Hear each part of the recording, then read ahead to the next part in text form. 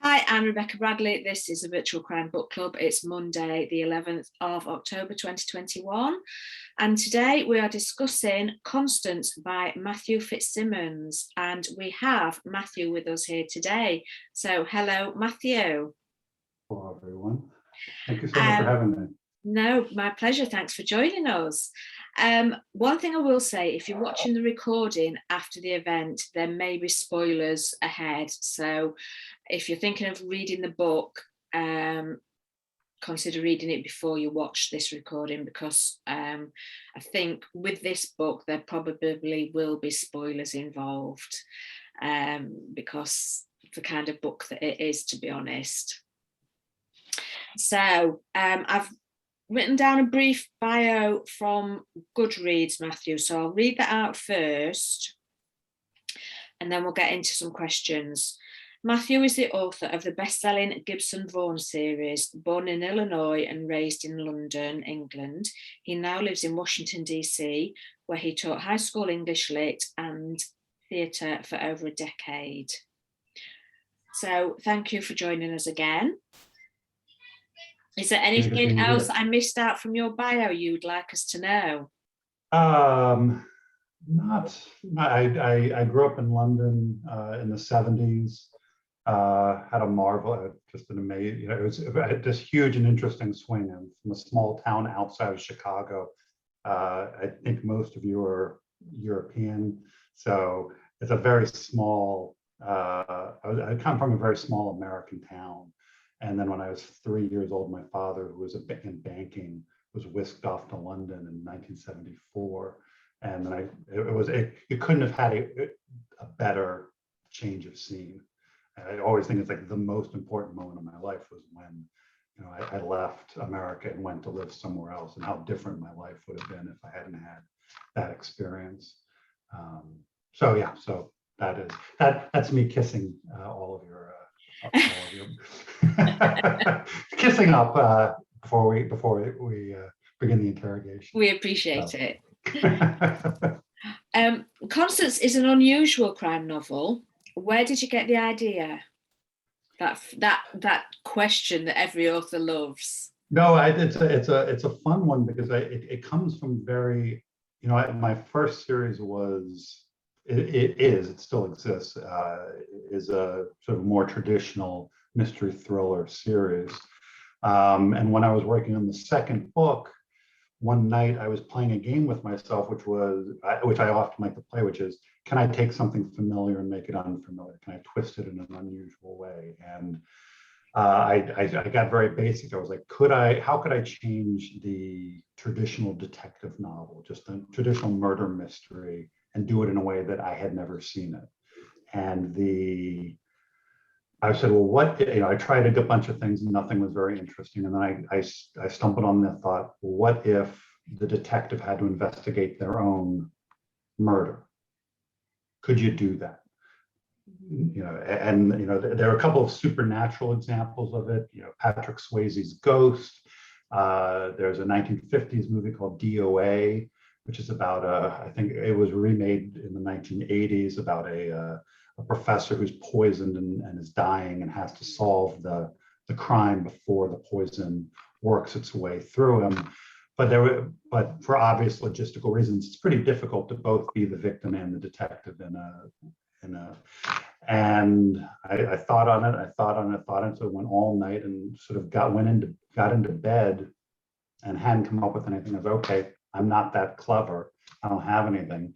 And then as I was sort of drifting off to sleep, I was like, well, what if she's a clone? It was sort of that, like, it was really just how can I make this absurd premise work? And I went, what if she was a clone? And I sort of sat bolt upright in bed, and as though I were in a movie. And I popped up, it was about 12:30 at night, and I trotted over to the computer, and I was up most of the night. It was a Friday night, so well into Saturday, and I was up all day. I didn't go to bed that day until late. And by the time I did, I'd written what is now chapter 4, and I sort of sketched out notes and so forth and so on. And then I very disciplinedly put it in a drawer, because as a writer, you sort of have this, you get to a point in any book where it stops being any fun. And the temptation is always to go to the new shiny idea that you have, because that's easier and safer. And I'm like, ooh, fun. But I was like, you're not allowed to do that. Finish the book that you're being paid to do so you can continue to live and eat, and then come back to it when I couldn't. So I wrote 4 more Gibson Vaughn books before I came back to it. But that's Four. yeah, there are 5 books in total. I was writing Poison Feather, the second one, and I wrote 3 more before I sort of felt ready and had enough of the idea in my mind that I was ready to write it. It's a little nervy because, you know, the publishing industry likes you to be in a very definable lane. And I was a mystery thriller writer, and I was like, hey, can I write a science fiction novel that's really a mystery thriller? Because really, I think of it as a detective novel. Yeah. And my publisher was surprisingly supportive of it. But then will readers, there are readers who are very much like, I don't read science fiction.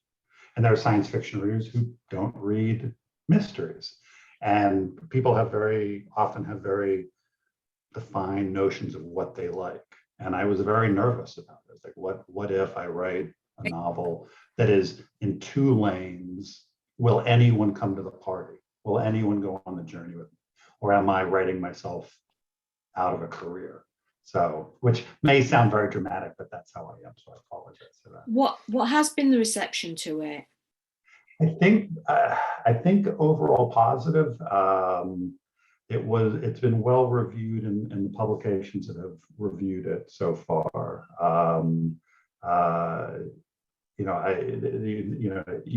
I read X number of the Amazon reviews, which is dangerous because sometimes it can be a real punch. There can be a real punch in the chin. But generally positive, I think. There have been those like, no, this just isn't for me, or I didn't think I liked science fiction, and I was right. I don't like science fiction, and that's more than fair. So fair play. So, but generally, I think it's one of those. It's still early days. It's only been out for a month, so we'll see how it goes. But hopefully. The way you said you came up with that idea was it kind of had to be dragged out of you. Are you the kind of author who has lots of ideas and a notepad filled with them, or are you the kind of author who, when it comes to writing the next book, has to find an idea? Well, it's interesting. So that's sort of a 2-part question. So when you're writing a series, the interesting thing about writing a series, the nice thing about writing a series is when you get to the next one, you know the main characters, you know the world, you have X amount of information that's already, there's some work that's already been done. If you're writing James Bond, you already know the world, the environment, the relational characters, that piece is there. The problem is that work is already done, and so there are certain ideas that simply won't work with your existing series. That the longer a series goes, almost the more narrow the possible story ideas become, if that makes any sense. There are certain things that if you're writing James Bond, you can't do. If you have a terrific idea for a low-key mystery in a seaside town, that's just not going to work for James Bond. Even if it's the best small seaside town mystery of all time, that's just not a James Bond story. So as you go along, you begin to limit your, So one of the exciting things about writing Constance was I got, by the time I got to 5 books in the Gibson Vaughn series, I could feel that narrowing happening. And I would have an idea and be like, well, that doesn't work. And I would go into a drawer, and I would go into a drawer. So it was kind of exciting to, in a way, both exciting and nervy to be freed up to go, oh, I'm going to write a book about a clone who solves their own murder, something that I could not do with Gibson Vaughn for obvious reasons. So it's kind of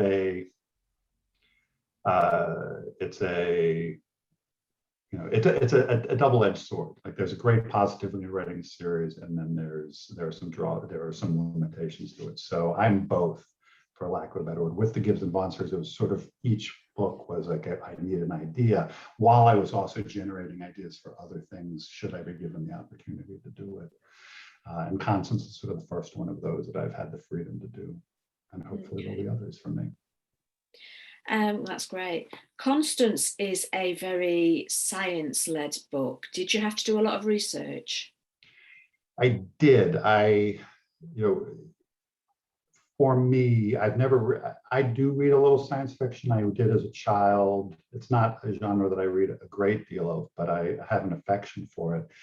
For me, the science fiction that I always liked the best were books that were, A Clockwork Orange, maybe not even science fiction is the right word, or a speculative nature, A Handmaid's Tale, 1984, A Clockwork Orange, books that feel very close to where we are, but with enough distance that they give you the ability to sort of look metaphorically and reflect back what's happening now through the sense of being at a safe distance from the story that you're reading, if that makes sense. I don't have a great deal of interest in books that are in 1,000 years. I'm not interested in 1,000 years from now. I'm interested in 10 years from now, 20 years from now. With what's going on in my country, there was a lot I wanted to look at, and so yeah. So I feel like I didn't answer your question. So yes, I did do a lot of research because I wanted the story to be grounded. I didn't want it to feel that I was just, while there are things that are in the book that do not exist and might be a long way from existing, I wanted the science of it, the science fiction of it, to feel grounded in potential. So I talked to a neuroscientist at Johns Hopkins University in Baltimore. I talked to some computer scientists. I talked to an engineer at Bell Labs in Texas. One of the great things about being an author is if you ask people nicely if you can buy them a drink and pick their brain, they're very happy to help you sound smarter than you actually are. It's like a stage play, like a book to an extent. So you go to a play, when you're sitting in the audience, the set looks gorgeous. You walk around the back of the set, it's just 2x4s held up with a bit of reinforcement. A book to an extent is that. I am not a neuroscientist. I'm not a computer scientist. I'm not an engineer. So these people help make the verisimilitude of the world. Hopefully, if you do the work correctly, you can present a world without necessarily being an expert in it. But yes, I did do a lot of research.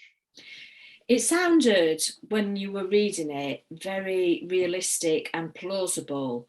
How much of it is set in reality and how much of it is made up?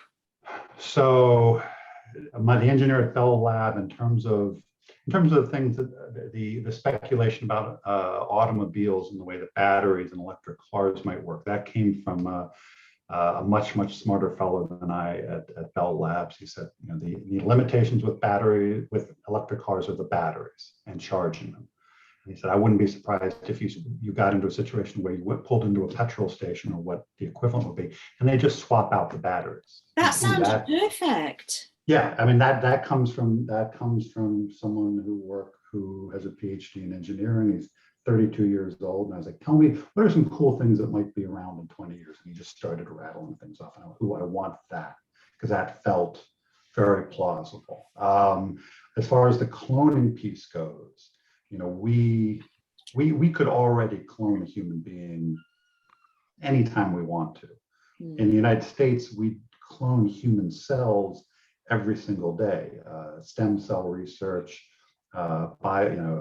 most research involves cloning, which is why in the United States there are no, so you have sort of, the United States is this complicated mess. We have 50 states and then a federal level, and there are no federal laws governing cloning in this country, which was a sort of an important plot point in the book.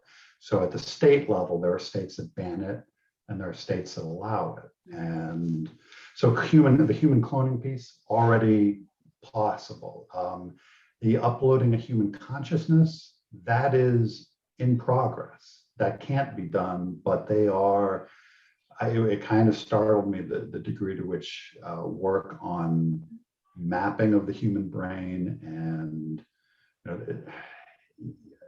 the book is predicated on the idea of sort of a genius who jumps the technology ahead faster than it could otherwise be.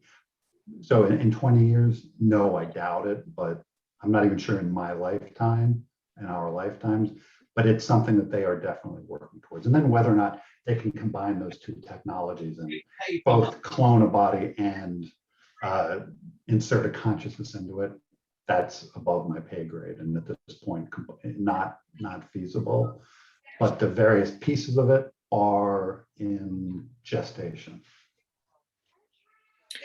Was it difficult to do the research and then put it down as fiction, or did you find it fairly easy to do? Could you ask a question again? I'm sorry, I just had a little static. Was it difficult to do the research, so get all the technical stuff together and then put it down as fiction, so we couldn't see the seams and it read? Right. I mean, it's not easy. It's I mean, I went through many drafts of it. You all familiar with the expression world building? Does that all okay?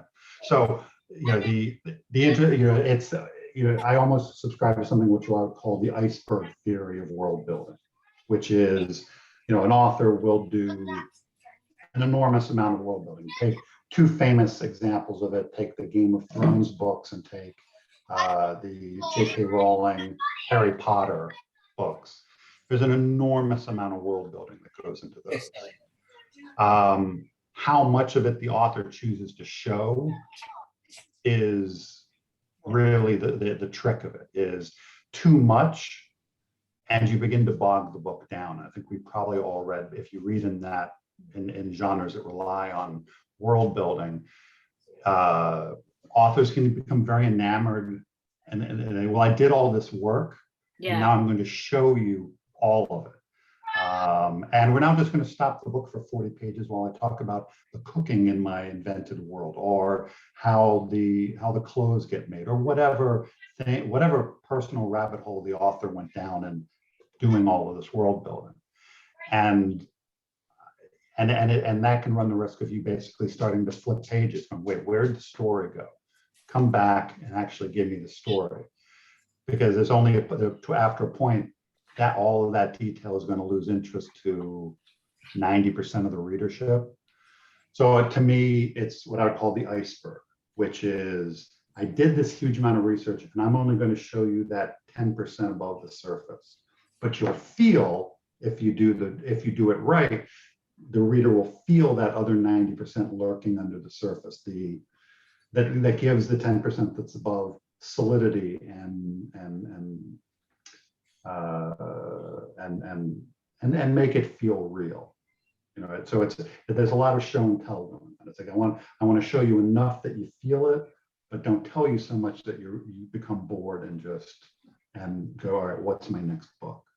So that's the trick. And when in your first draft, I put way too much in, and that was one of my notes. Was okay, just let's get back to what the story is here, and what's the minimum that you can get away with. So yeah, I learned a lot because my first series didn't have nearly that kind of work to it. So it was something of a fledgling effort to get that balance right. And yeah. And you hope that you get it right. Yeah. I'm aware I said we'd only do 15 minutes and we're already at 20. Are you all right for time if I ask you another question? I'm fine for time as long as people are not anxious to jettison me. Okay, no.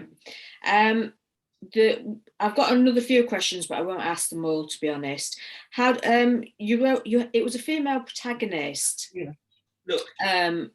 You're obviously male. How did you find it writing from the point of view of a female? Daunting. I think the the world of literature is littered with men who have I'll say a dreadful job writing women. The common thing on Twitter is where women take the mickey of men writing women is where they boobily bounce down the stairs. Right. Ascribing emotions to women's because they emotions do. Yes. No. Oh, I am familiar with that Twitter account. I follow that Twitter account, and when I sat down to write this, I was like, well, if you show up on this, you've really done, you brought this on yourself.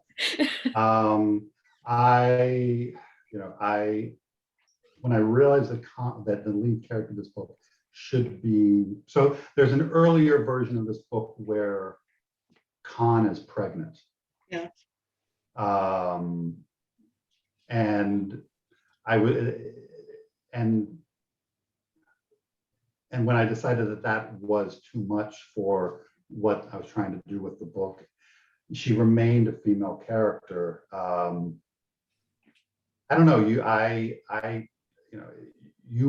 many, if not all of you are women. It is for you to say whether I hit the mark. I worked very hard at it. It felt important to me to get her right. I really liked, you develop great affection for your characters. I liked Con a lot. I gave this book to, she's a mixed race woman. I had friends of mine read. If I had a woman friend, she read this book before it was published. I was like, please. I made sure that when I was a high school teacher, I sought out a number of my former students. I was like, would you please give this a read? And would you please hit me over the head if I've said anything that just strikes you as a man writing. So it was a lot of listening. It was a lot of paying attention. It was a lot of thinking. I mean, I'm 6.5 feet tall, and Con is 5'4". So there's also that. It's just, it's like if you're writing a character who is, her life experience is so different than mine. That's why I write, I have no interest in writing versions of myself. The exciting thing was to do the work, can I flesh out and make real someone whose life experience is so different than mine? And then the readers get to decide, and you hope that you've done her justice. So, but it's terrifying. It was 100% just, please God, don't let me fumble this too badly. Okay. No, I enjoyed it. I'm going to put you out your misery. I enjoyed it. Thank you very much. I noticed on Goodreads that it says Constance 1. Does that mean there's going to be a Constance 2? There is. I am, to my own surprise, I'm writing a second book. It was originally going to be I'd written a series. I did not want to write another series. And I had said that to my publisher, that this is one and I'm done. And I turned it in, and they said, well, we'd like another one. And I went, well, I don't have another one. That's too bad. I don't have one. And they said, well, that's too bad, because we really like this and we think it's going to do well and we'd like another one. And they said, well, fine, let us know what else you want to do. And they sounded like a very disappointed parent. And I honestly, I don't know if you're familiar with the author Gabriel Garcia Marquez, the Colombian author, but he is very famous for taking very long showers. He famously had multiple hot water heaters installed in his house. So, because he would get in the shower in the morning and he didn't come out until what he knew he was going to do that day. And sometimes that would take some time, hence the extra water heaters. I do not have extra hot water heaters, but I subscribe wholeheartedly to the Gabriel Garcia Marquez school of brainstorming. So I took a shower one day. I was in there for about 15 minutes. And when I came out, I had a second book. And I called them up and I said, okay, I can do another one. They said, what changed? I said, well, I took a shower. And They were concerned. No, I understand that one. So it is a second book. I decided I wanted to tackle some of the issues from a different point of view. The second book is not told from Constance's point of view. She is a character in the book. It takes place 2 years after the first one. It takes place in Los Angeles rather than Washington, D.C. So it pushes the world forward a few years from the events of the first one. A number of the characters from the first one come in, but it is a different viewpoint, which to me was the important part. Is I didn't want to continue to. I'd said what I wanted to say about what it would be to a clone from her point of view. I wanted to explore it from another character's point of view while also advancing the story. So I was supposed to have that book wrapped up in about a couple of weeks. And I just told my publisher it's not done, and I'm waiting for my slap on the wrist, but it is coming. So yeah. Oh, good. That's good to know. Thank you. Yeah, thank you. So I'm all wrapped up. So thank you very much for joining us this evening. I really appreciate it. Or this afternoon, as it is for you.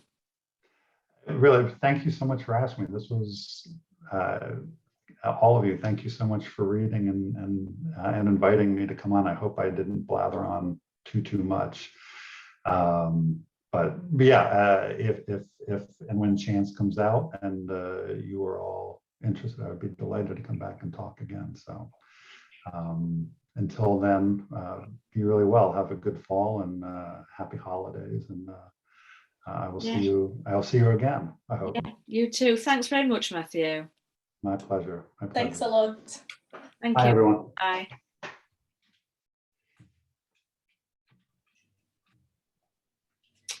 Well, that went really well. And that was the longest interview we've done. And that was a surprise because I didn't know that that was going to happen. So that was very exciting when I came in rather late. Apologies. No worries. Did you not read your email? No. I didn't get it. I haven't been looking at my emails. Was it just today? No, it was in the email that you got your room login. Yeah. Was it? Yeah, I obviously didn't read it, so I've had a manic couple of weeks, and I've just like, oh my god, my diary says it's book club. Go in and log in and do thing. So, yeah, sorry. No, it's fine. Anyway, how lovely, how wonderful. Yes. I was surprised that it was a man who was saying about writing as a woman, and to be perfectly honest, I hadn't realised it was a man that written it. It's becoming a bit of a political correctness minefield, isn't it? Yes. Because now we've got a man writing a mixed race woman and saying that he did it because he wants the challenge. And there's a lot of mixed race women writers out there going, oi, we didn't get published because you're doing our stories. This isn't on. So it's difficult to know, because you wouldn't expect an actor to only play, you know, the role that their face fits. So it's a really difficult area at the moment. It is. He's brave. He's a brave. A science fiction murder mystery, like he said. I'm sorry, Rebecca, for joining late, and thank you very much for getting the author. It was great. I don't read science fiction, and I didn't actually vote for this book, but I really enjoyed it. So thank you, the book club, for suggesting this one. I will never read it otherwise, and I thought it was really good. But I think it's really like a niche, because it's a murder mystery, but it's science fiction, so it was quite different, quite good. I would never. So did everybody enjoy the book? Yes. Very. Yeah, I did. I do read science fiction, not hugely, but I do read a bit of science fiction, and I do like it. But I didn't vote for it either. Did I vote for it? No. I might have. Actually, having said that, I'm not sure. I watch science fiction on TV. I watch like a few TV series, but that's it. I never read science fiction. No, I don't watch it on television either. But I must admit, it was the first book I discounted when I was looking down the list of like me, suggested titles. I went, not that one. It was the same for me. I was so disappointed. I was like, oh my God, I'm going to read this one. But no, I quite enjoyed it. It was. I didn't consider it science fiction. I didn't consider it as science fiction somehow. It was, I don't know what it was, but I didn't think of it as science fiction. Not that I know it's science fiction. Cross between. An interesting aspect, and he didn't mention that, but he mentioned that it was in between a thriller and science fiction. Yeah. But for me, what I really enjoy in it, and a lot of science fiction currently, is that it deals with important themes for our time, or for what's coming very soon. And a lot of people are not going to read scientific books about it, but they may read sci-fi or thrillers, and then they can start thinking about those major issues. So I think it's a very smart way for authors of thrillers or science fiction to deal with major themes for ethics and stuff like this. So I think it's brilliantly done for this. I thought it was interesting that he obviously did have that dilemma about whether by doing something that could be classified as science fiction, he might be shutting off some of his natural followers, as it were. I prefer crime, but I will read science fiction. Funnily enough, my husband is a lover of science fiction. Yeah, mine is. And when I was chatting with him about what I'd been reading, he said, "But that's not crime, that's science fiction." I think I'll be interested in reading it. So again, there is that whole thing about the way we tend to classify genres, and it sometimes maybe closes doors that you would otherwise want to be left open.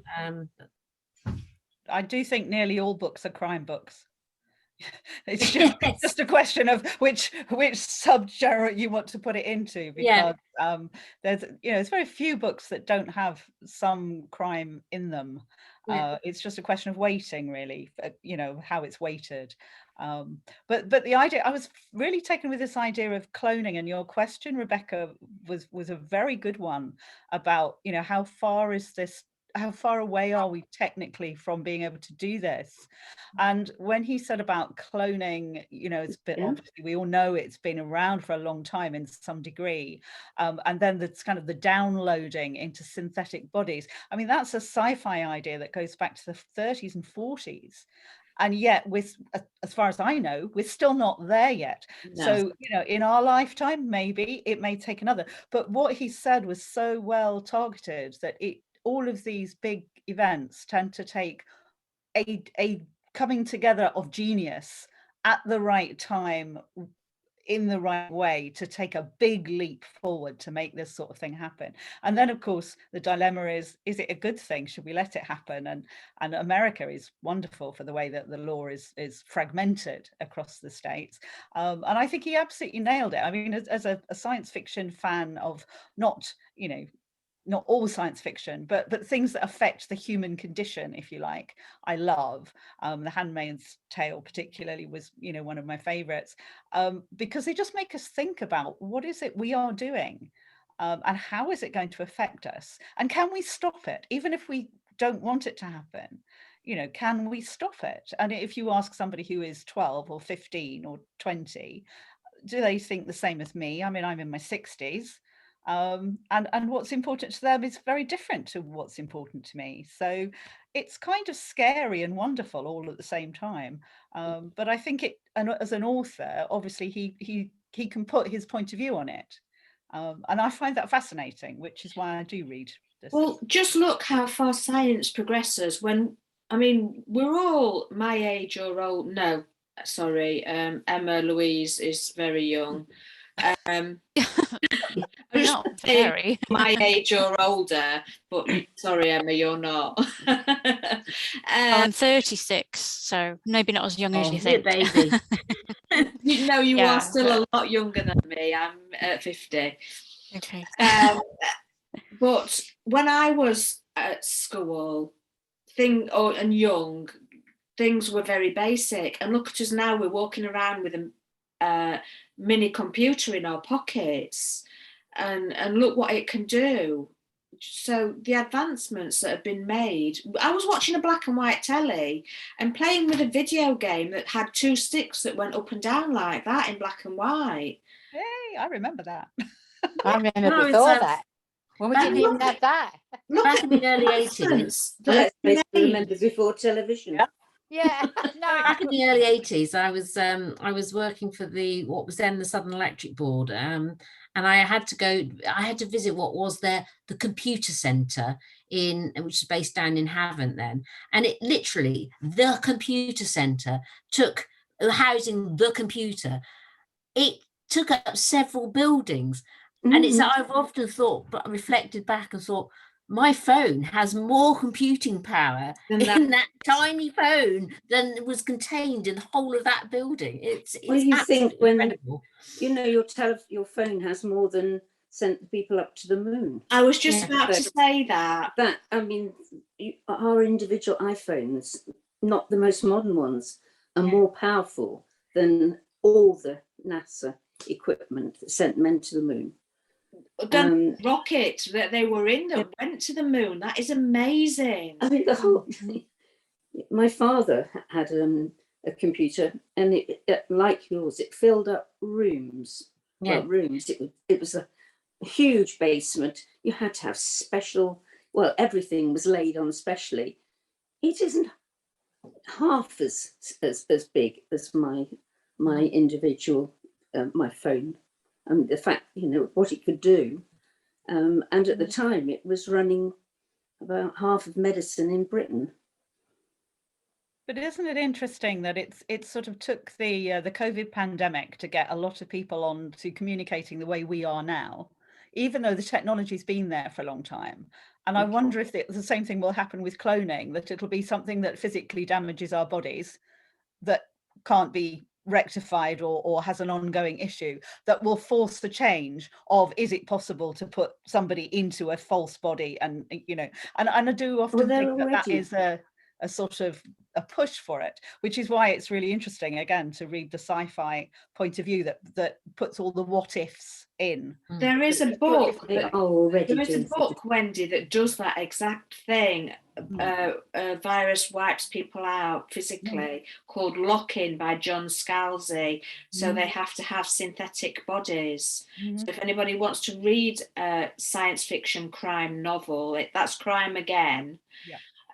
But there's no need. It's not really science fiction, because isn't there the thing that if people have frozen eggs or so, I don't know exactly how it works, but they can clone their child. So if their child dies, they can clone a new child. I mean, will be born. It doesn't appear at the age that you've lost the one, which is the thing that they do here in this book.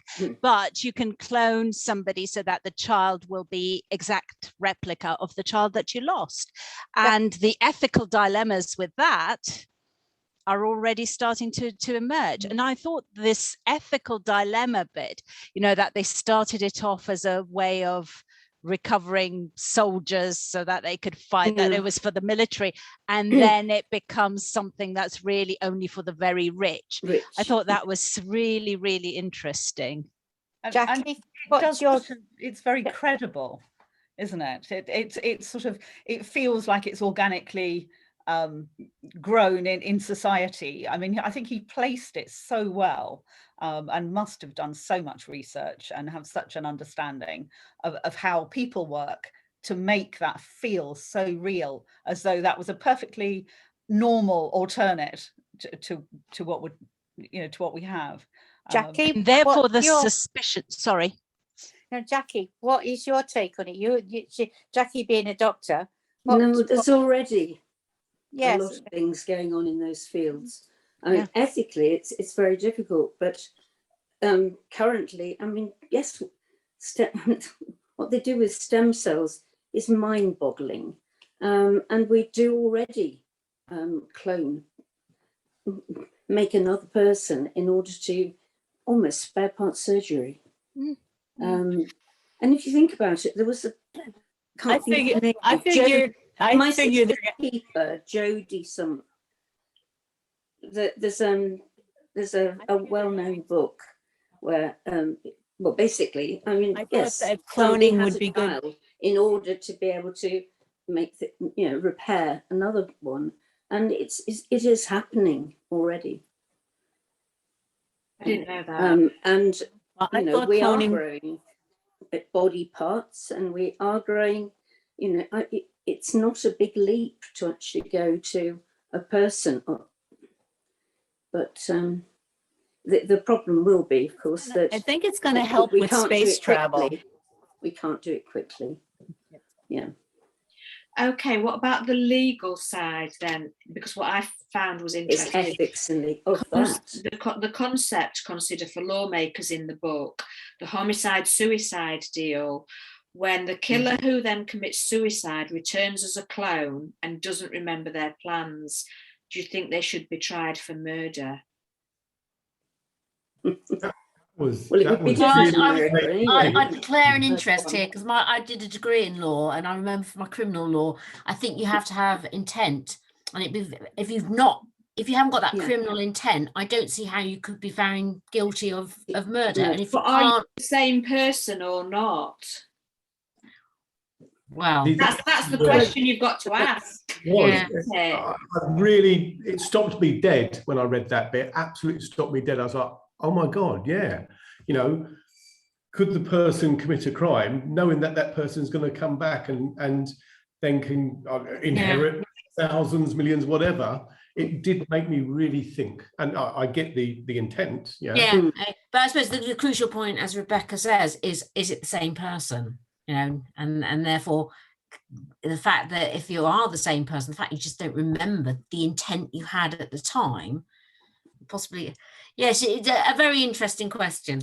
It's definitely one where you can be tried. I mean, the nearest parallel is someone that's schizophrenic and commits a crime while they're in a schizophrenic phase, and they could certainly be tried for murder on that. Often they'll reduce it down to manslaughter because of responsibility, but in theory, there's nothing wrong in that situation, charging someone with murder, because it's happening now in those rare cases. And you said, is it the same person? Well, you can push that, and we see this in the book. Is it even a person? And also you have the whole reflection of what's really a personhood, And what I'm talking to in the ethical aspect is also the thing about profit, using all those major inventions just to make money, which is also another important element in the book. So yeah, there's so many different facets of ethics here. But we were in Con's head, and she had Con's memories. She thought she was Con. She thought she was a person. Exactly. Which I think was a very clever way of doing it, because of course we saw all the suspicion and how the others around them thought that these clones were non-people and illegal and treated them like animals, or were very scared of them and all that kind of thing, and yet we knew from Con that they weren't that bad, that they were, they had their own feelings and things. So I thought that was very cleverly done. Well, yeah, because she just thought she was Con that went to get her upload and then just woke up somewhere else. Because it's true, if you have the same memories and if you have the same conscience, you are the same person essentially. You just have a different body. Yeah. Maybe you did a facelift or a surgery and you look slightly different, but essentially you are the same.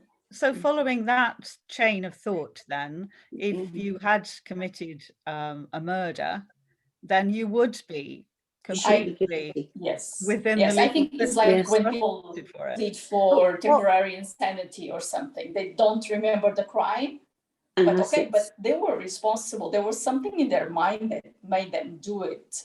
So it was essentially them that committed the crime. They might not have the memory or the intention, or I'm not sure, but yeah, I would say they should be tried. They are essentially, you cannot have it both ways. Either they are the same person and then, they can live in society, but they need to be accountable, or they are not a person. In that case, they have to follow different rules. So complex. Yeah, but I found the moral dilemmas and all the ethical issues, they were very well represented in the book. I thought all this discussion about all the ethical issues and the moral issues was really interesting. Sorry. I just wonder if the person had died of something to do with the brain, would they have still been cloned in the same way? Because the idea was basically that the mind, the brain, the consciousness was taken across, wasn't it? But if something was damaged and that caused them their death, what would go across?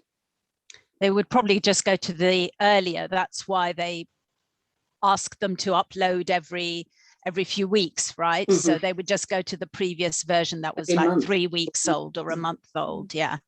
Yeah, I So suppose. it would be like rebooting your computer to its previous factory setting. Well, not quite. No. Yeah. But I have to say, one thing that I did struggle with was that towards the end, you know, with the aunt and the aunt, you know, and the different conscience in the different bodies, it got a bit messy, and it kind of lost me there in terms of plausibility, because I thought up to that point it did feel very plausible in a science fiction-y way, but still quite plausible and believable and so on. And then at the end it got a bit messy. I don't know if I'm the only one who felt that. No, I felt that too. And I also felt it was sort of setting up for a sequel where there'd be another clone of her somewhere doing something else. And they said about South Korea, didn't they? Yeah, I think at the and the it end left of the it as though you thought, yes, there's going to be another one.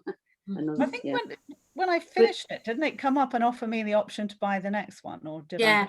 Yeah, I thought it did. It's out next year. Might be delayed from what we hear. But if I really like this book because it continually questioned me, and I kept thinking, what about this? What about that? But all the time I was starting to go away with it. It bring me straight back to present day with references to David Bowie and you know, the music was all, you know, things that you would hear now. And so it always felt only that a short way away as such, you know, and I really liked it. I really did like the book. I'm with you two guys there regarding the end. I had to keep writing.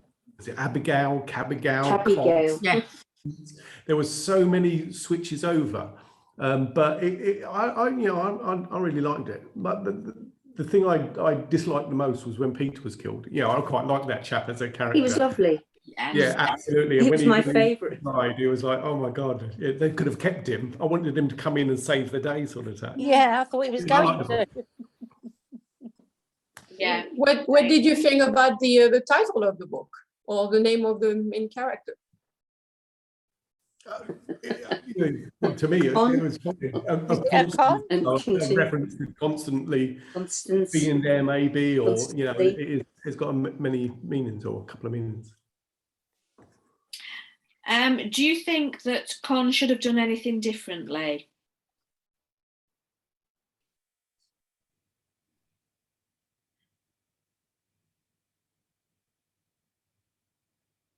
Do you think she should have just left?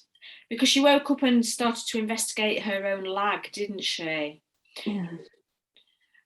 She was a bit stubborn when she went off to the farm and put herself in quite a bit of danger, you know. And if it wasn't for, was it Abigail, who probably sort of dealt with the four men in the suits or whatever they were, she put herself in a lot of danger. That she was a bit stubborn and just kept going on. That sometimes I was like, oh, calm down, relax, you know. Well, you know, this is common. This is so common in so many thrillers. You're always saying, no, don't go there, or close the door. Yeah. But in some ways understandable, because she went for like a simple update, and she wakes up and she has this big portion of her life missing, and she finds she's married, she was murdered or killed or whatever.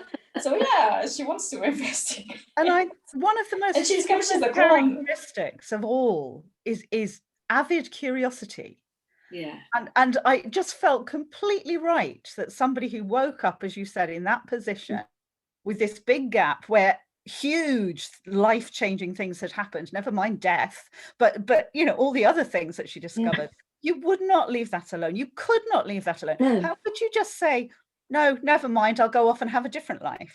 Yeah. Particularly after she realizes that her original had died because the original had been murdered, because then kind of you really want to know what had happened to try and fill in the gaps. You'd want to know what had happened to your original, wouldn't you? Oh, yes.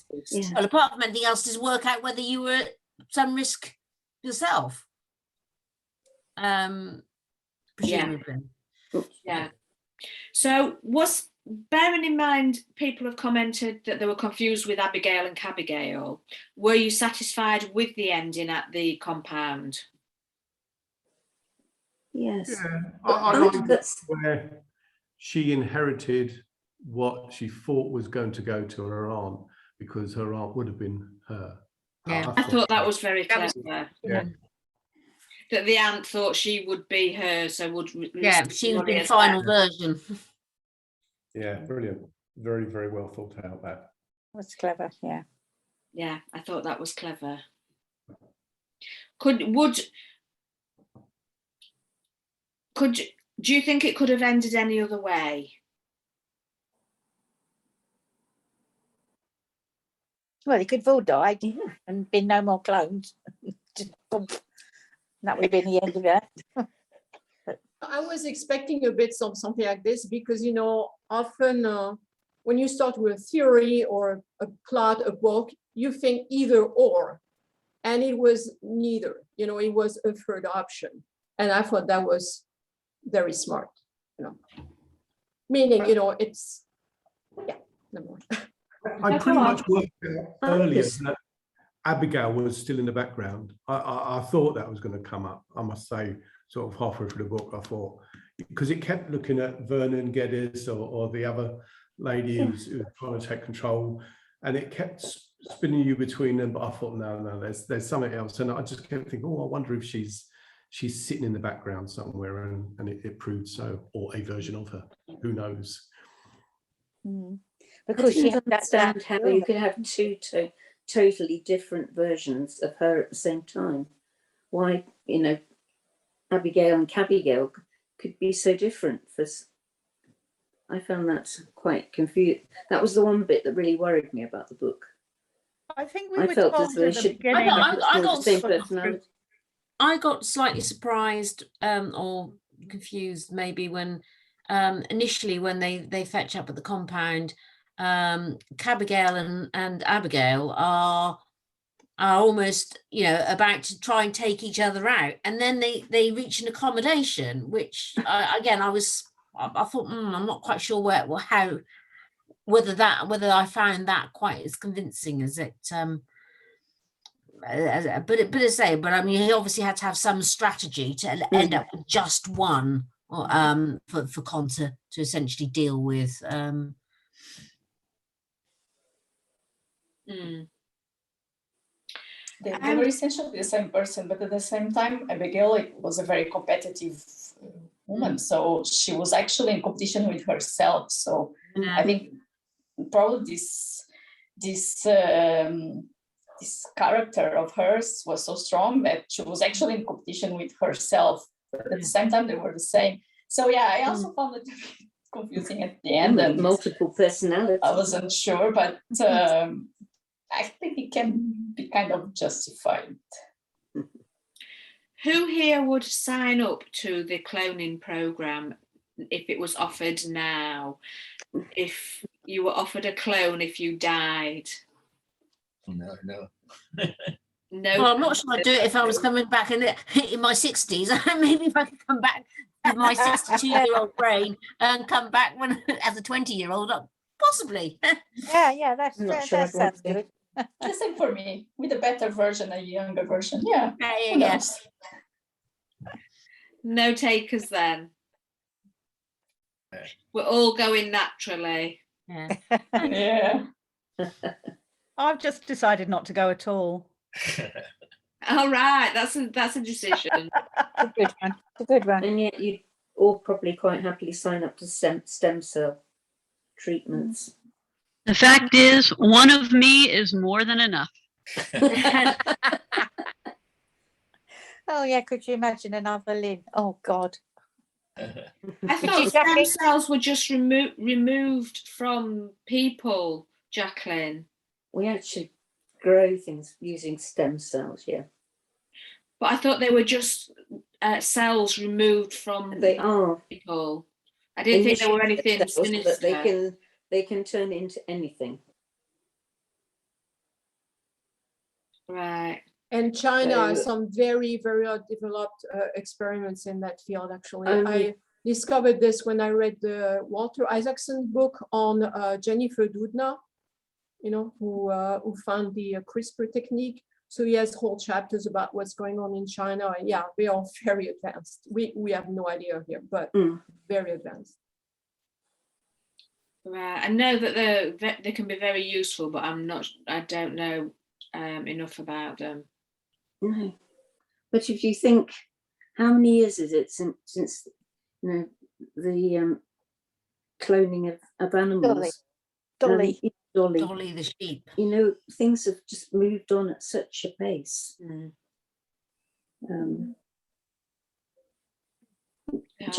I think they're going to use it for space travel. I think that having a clone, an artificial body with the way to think is going to get us out into space. You know, that would be a good use for it, because the regular body can only last so many years. Doesn't last long enough. And you know, there's a lot of last long enough to go as far as we need to go. There's a lot of sci-fi about putting human consciousness into computers that can fly spaceships and so forth, which has been around for a long, long time as a concept. But I mean, it's the same kind of idea that you send we're going to do it out to the outer world, as it were. But yeah, who knows? Fascinating. So science is pushing the boundaries for sure. Always. Yeah. So who would read the next book? Yes. It's 21 hours. Is that a resounding yes from the group then? Yeah. Yeah. So that's been one of the most popular books we've read then. Actually, has anyone read other books by him? No. I was curious. Yeah, I'm curious. I will want to have a look. Yeah, I want to have a look at his other series. Yeah. Does anybody else have anything to say on Constance? Yeah, I just think apart from the story and everything else, his actual style of writing was fantastic. Yeah, I enjoyed it. Metaphors, it really, really was good. And there's images that he paints, even down to when she visits the mill and he describes the shadowing of the sun going through the cracks as like a piano on the floor. You know, things like this. Really, really good. Really, there's so many examples of it. Really enjoyed it. But I definitely think he cracked. It was well written. He cracked writing a woman as a man. I think he did that very good. To be perfectly honestly, I really didn't know it was a man. I hadn't looked at the title, who the author was or the name, and when I saw him, oh, it's a man. I was really surprised. I felt really connected to Con and as a woman, and it was written. She was written by a man, so yeah, it did. I think you ought to let him know that. Let him watch send him the. I'll send him the link and tell him it's been very positive. Very positive. Yeah, you should send the link. I think it will be also nice for him. I think he needs to know. I think he needs to know what we think. Until he said, you know, I'm a 6.5 foot man thinking as a 5'6" woman. 5'4" woman. Oh, is it 5'4" woman? Yeah. I never actually thought about that. I never thought, well, actually, you look at the world differently. Yeah. You don't look down. No, it's right. It actually made me think that just by saying that. But I think he really, really did that well. Really well. Yes, something I hadn't even thought about. I do think about that being only 5 foot, to be honest. Matt, I'm 5'2" as well. 5'2". I'm 5 foot as well. Yeah, you do think about it. Oh yes. So, right, I'll stop the recording